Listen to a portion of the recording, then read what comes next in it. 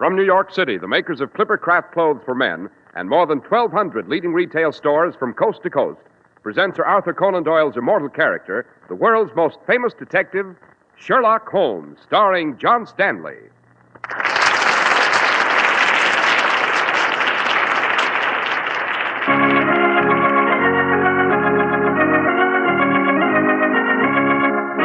This week's story, The Adventure of the Fabulous Celebrities. Holmes, all I see in this warehouse are these large crates of heavy machinery. Dash it, what are we doing here in the dead of night, anyway? What are we looking for? A killer, Watson. A killer? Precisely. At any moment now, Watson, that pile of crates is toppling down toward us. Look out!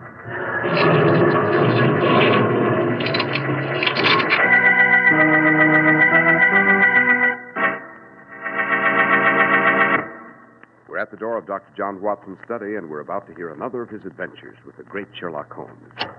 Well, Mr. Harris, good evening. Good evening, Dr. Watson. Hard at work on your memoirs, I see. I am indeed, Mr. Harris. At the moment, I've just finished a rather extraordinary adventure in which Holmes, after experiencing great threat of personal danger, finally trapped a dangerous killer who for many days had terrorized London. Sounds interesting, Dr. Watson. What's this case called? My friend Holmes always referred to it as the adventure of the fabulous celebrities. Before I relate it to you, Mr. Harris, suppose you give our audience a word on that celebrated product, Clipper Craft clothes. Certainly. When it comes to quality, there are certain identification marks you can always trust. For example, the sterling mark on fine silver and the Clipper Craft label sewn in the lining of truly fine clothes. Both symbols of superior quality and value. Clipper Craft clothes are produced in historic New England by craftsmen with a tradition as proud as that which built and sailed the Yankee clipper ships to rule the seven seas. Make it your custom always to look for the Clipper Craft label, the wheel of a Clipper Craft ship. You'll find it in Clipper Craft's remarkably expensive-looking topcoats and overcoats, priced at only $40 to $47.50. You'll discover it in Clipper Craft's sensational new zipper-lining topcoat, one of the smartest Clipper Craft style ideas that ever stretched your hard-earned dollars. Yes, when it comes to quality, compare Clipper Craft with clothes selling for many dollars more.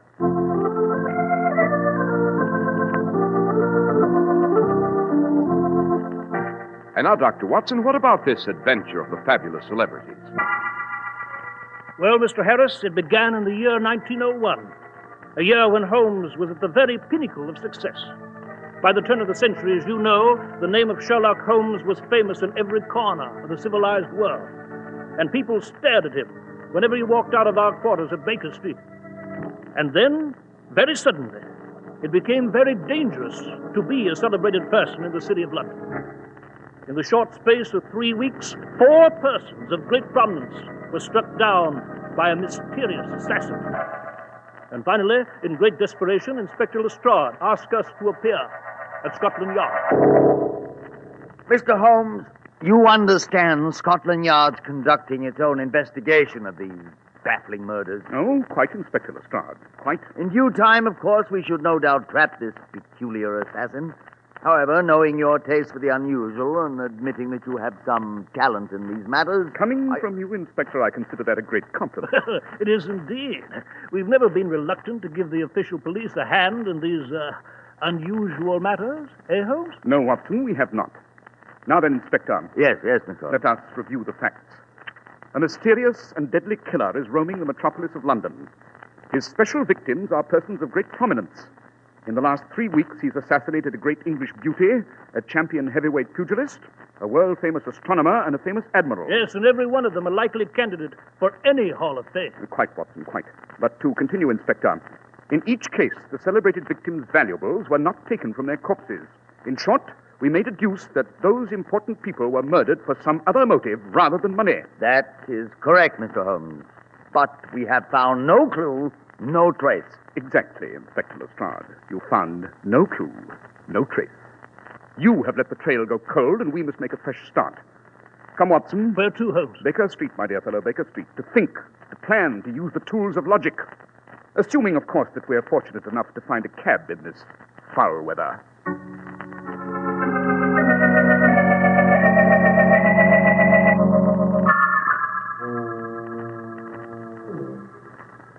By Jove, Holmes, we're in luck.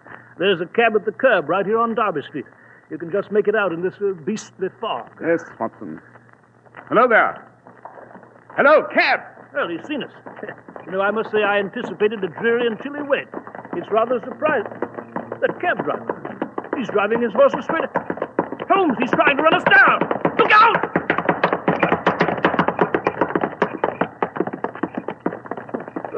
Holmes, are you all right? Yes, Watson, I'm quite all right. Just managed to get out of the way of those horses. Yes, but that driver, what the deuce was he trying to do? Obvious, my dear Watson. He was trying to kill me.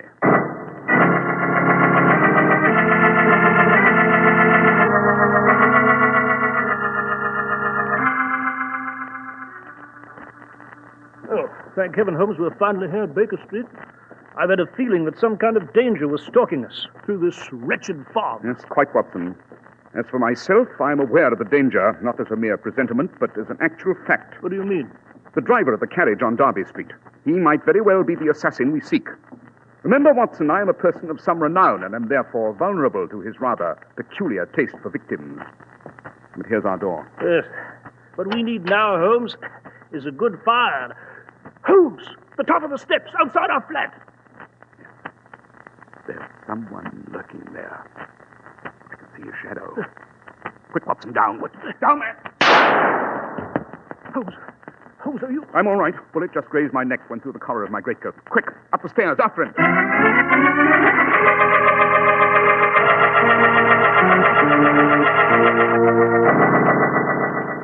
Well, Holmes, the beggar went up the stairs onto the roof. I lost him in the fog, curse it. Holmes, Yes, Watson. do you think this assassin is... Is the same who has accounted for the others?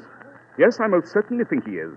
The driver of that carriage and the man lurking in our hallway are one and the same. Well, Holmes, you've got to be careful. He's made 2 attempts on your life in one night.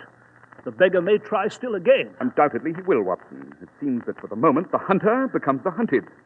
But I hope to reverse that order in a very short time. Dash it, Holmes, I must say you're rather matter-of-fact about this whole thing. Quite, Watson. I'm thoroughly aware that my personal existence is in great jeopardy. But I cannot allow any emotion on this score to cloud my reason.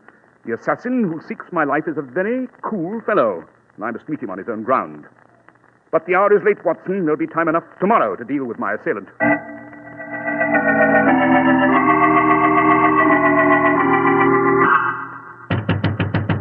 Watson! Watson, wake up! What is it? Holmes, what the devil? We seem to have a nocturnal visitor. Oh. Mr. Holmes! Mr. Holmes, for the love of heaven, let me in. Better have your pistol ready, Watson. Yes, I'm all ready, Holmes. Wonder what the deuce the beggar wants. 3 o'clock in the morning. We shall soon see, my dear fellow. Well, it's Sir Hartley Ames, Governor of the Bank of England. Mr. Holmes, shut the door, quick. By Jove, he's got a gash across his cheek. Yes, Dr. Watson. An assassin attacked me with a knife near my home. Just grazed me. But it's not serious. The bleeding stopped. Mr. Holmes, I came straight here. Pray be seated, Sir Hartley. Rest yourself. Thank you. Now then, you say you were attacked? Yes, Mr. Holmes, yes. I couldn't get a glimpse of him in the fog, but I think the fellow followed me to your very door. Interesting. Very. Then, Holmes, it must be the same fellow. Undoubtedly, Watson. The killer is abroad tonight pursuing his strange custom of hunting illustrious persons, such as Sir Hartley. How does it happen, Sir Hartley, that you didn't go to the official police? Oh, impossible, Dr. Watson. That could mean only disaster. The financial structure of the empire is based on delicate factors. If it became known that my life was in jeopardy, it might cause a panic on the exchange, a run on the bank. Sir Hartley is quite right, Watson. Oh, Mr. Holmes, what shall I do? At the moment, there's but one thing to do, Sir Hartley. Dr. Watson and I will escort you to your home, and when you get there, lock your door and bolt your windows, and under no circumstances leave unless I summon you.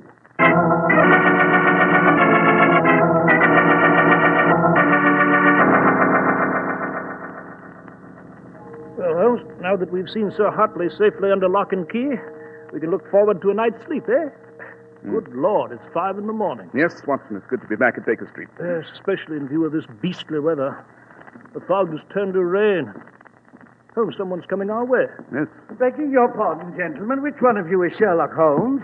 I am Sherlock Holmes. Ah, indeed.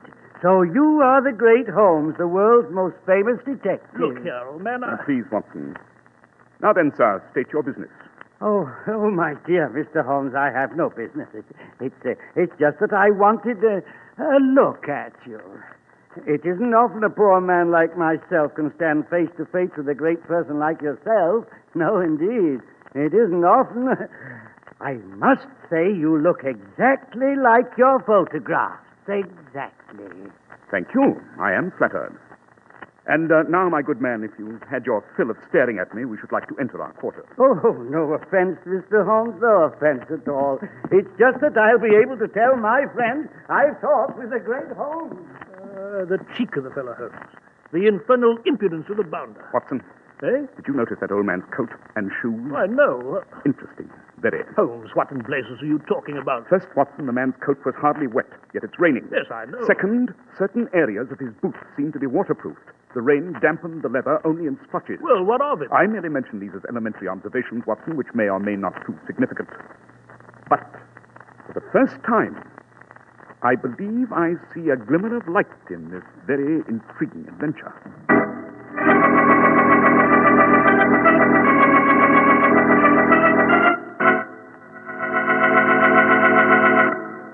Well, Dr. Watson, so far it's been quite a story. Yes, Mr. Harris.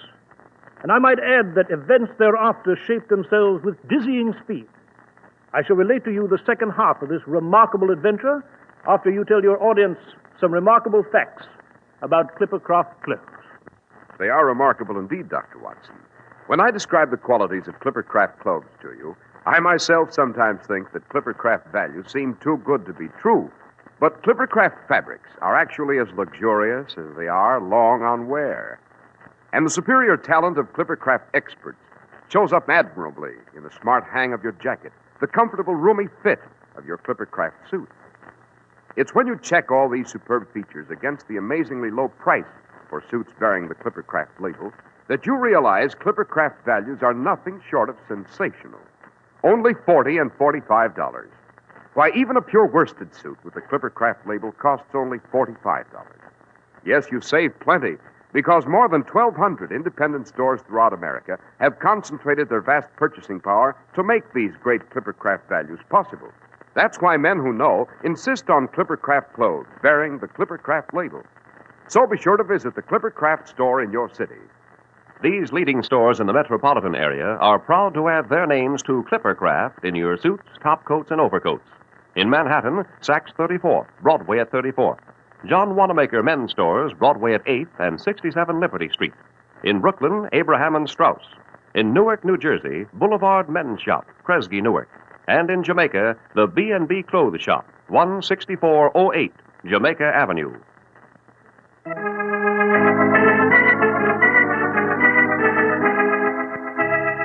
And now, Dr. Watson, you were relating to us the adventure of the fabulous celebrity.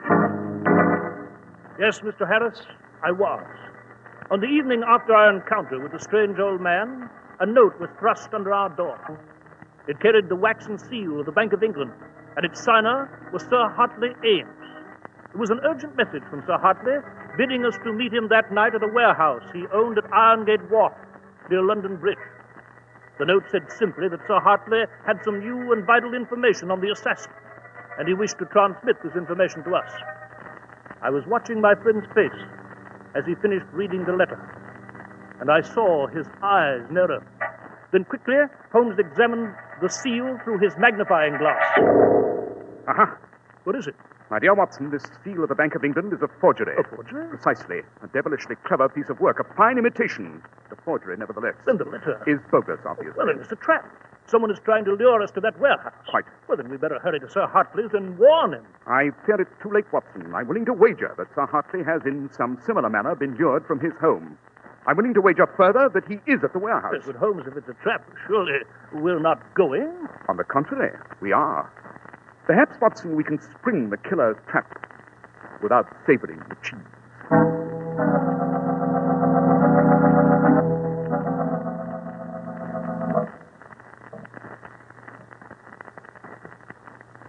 The warehouse is a dark and chilly place. Must say. Deserted. I must differ with you there, Watson. It only seems deserted. I have a feeling we're being watched. Tell you the truth, so do I. Walking up this corridor between these huge piles of machinery. Yes, marine machinery. Sir Hartley Ames, among other things, owns a steamship liner. Holmes, What is it? I just kicked something. What was it? Something soft. It felt like... A body? Yes. Quick, Watson, a match.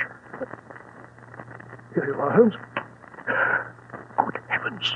It's Sir Hartley Ames. Yes, shot through the heart. And note, Watson, there is a flake of paraffin in his left nostril. A significant detail, I might add. Yes, but hold on. What are you doing? A quick search of Sir Hartley's pockets. I have an idea that... Aha! What is it, Holmes? A note, Watson. A forged note from myself to Sir Hartley asking him to meet us here. So that's how Sir Hartley was lured from his home. Precisely. You remember I gave him strict orders not to move unless he heard from me. Yes, Watson, that pile of crates just above it is toppling down. Look out! Up!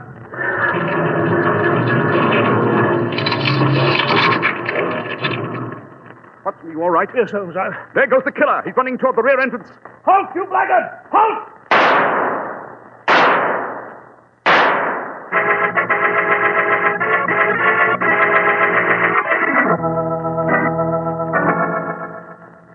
Casted, Holmes, the beggar got away from us again. He did indeed, Watson. Oh, I must confess, Holmes, I'm not the hand with a pistol I was at my wand. You know, time and age dim a man's eye, I'm afraid. I saw the bounder's shadow moving along the fence behind the warehouse here. I saw him go through the rear gate. Yet I missed him all the way. Come, Watson, don't be too upset. Our quarry sought to kill two birds with one stone, but he managed to down only one. Moreover, in his escape, he's unwittingly given us some valuable information. It is significant that he did not hurdle that low fence, but chose the long way to the gate, even though you were firing at him. I confess, Holmes, I Don't you, Watson? Come, man, come. The conclusion is elementary. At any rate, I'm becoming rather tired of being stalked by this assassin. I know who he is, and it's high time we closed with him. You know who he is? I do indeed. More than that, I know where I can find him. Where? In a large brick building on Marylebone Road, just east of Baker Street and only a few doors from our own room. Yes, but that brick building is... Precisely, Watson. It houses that famous London museum, Madame Tussauds Waxworks. What in blazes, Holmes, would the killer be doing at Madame Tussauds Waxworks? Suppose we go there and find out, Watson. You mean tomorrow morning? On the contrary, Watson. I mean, tonight.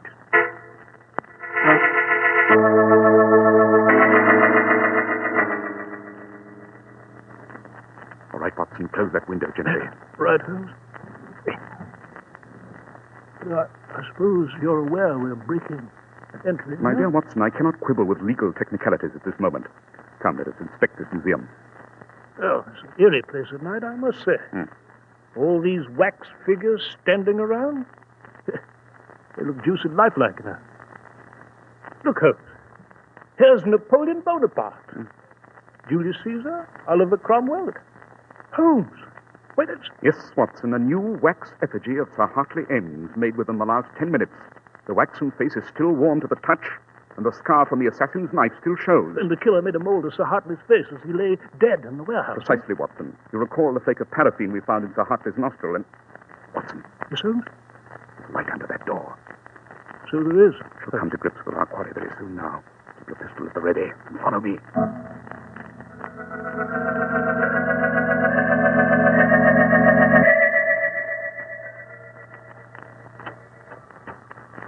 There was no one in here, Holmes?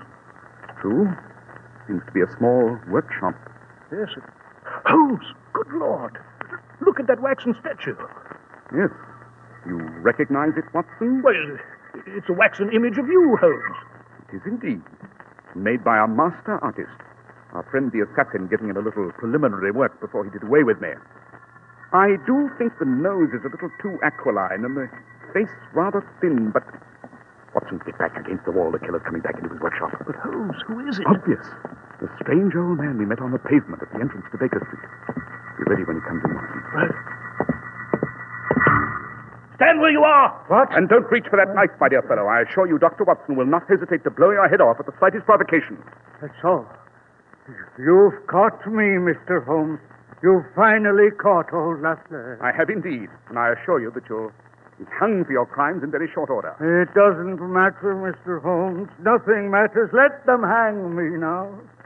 Let them hang old Lafleur, the greatest artist in wax the world has ever known. In heaven's name, Lafleur. Why did you commit these terrible murders? Dr. Watson, I am an artist, a great artist. I, Lafleur, who studied under the great Marie Tussauds. But I am old and sick, and I have not long to live. The museum was about to retire me, but I didn't want to retire. I still had work to do.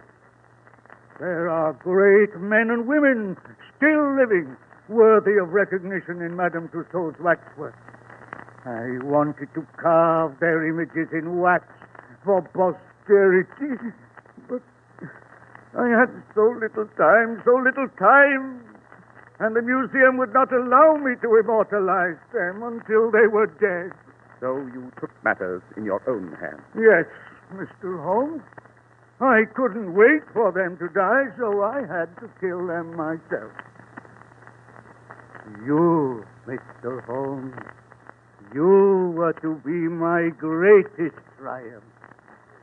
I had already begun work on you, reserved a favored place for you here in the museum, next to Napoleon.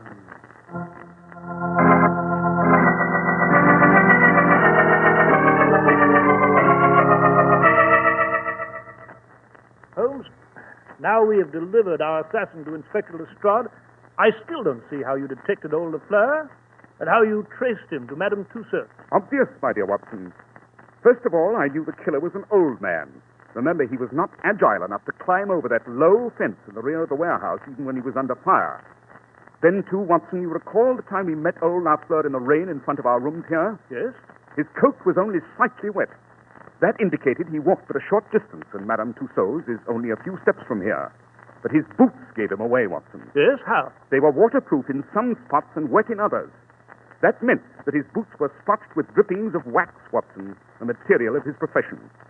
The forgery of the wax seal of the Bank of England and, of course, the flake of paraffin we found in Sir Hartley's nostril were added evidence. There is only one question left unanswered in my mind, Watson. Yes? What's that, Holmes?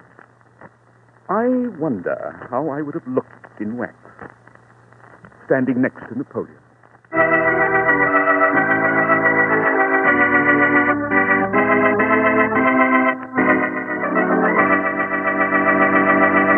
Well, Dr. Watson, that was an exciting adventure indeed. Thank you, Mr. Harris. I thought you'd find it interesting. However, I might add that Holmes never got his wish. Madame Tussauds' waxworks burned down in March of 1925, and all the Napoleonic relics were destroyed. I see. And, Doctor, what adventure will you have for us next week? Next week, Mr. Harris, I shall relate to you the adventure of the Bloomsbury Ballad. It concerns a punch ticket, an empty coal scuttle, and a sentimental song.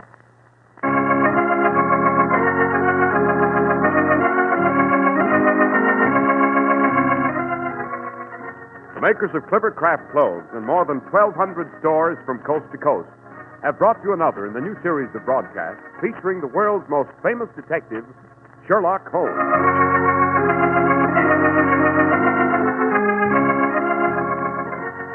Our stories are based upon the character Sherlock Holmes, created by Sir Arthur Conan Doyle, and the program is produced and directed by Basil Lochran. Sherlock Holmes is played by John Stanley, Dr. Watson by George Felton.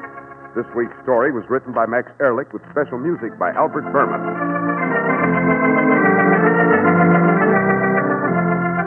If you don't know your Clippercraft dealer, write Clippercraft, 200 Fifth Avenue, New York City.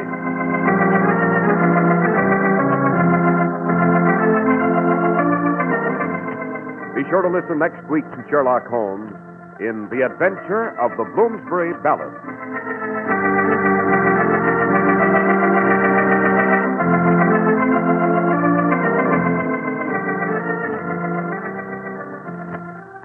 This is Cy Harris speaking for Clippercraft Clothes. This is the Mutual Broadcasting System.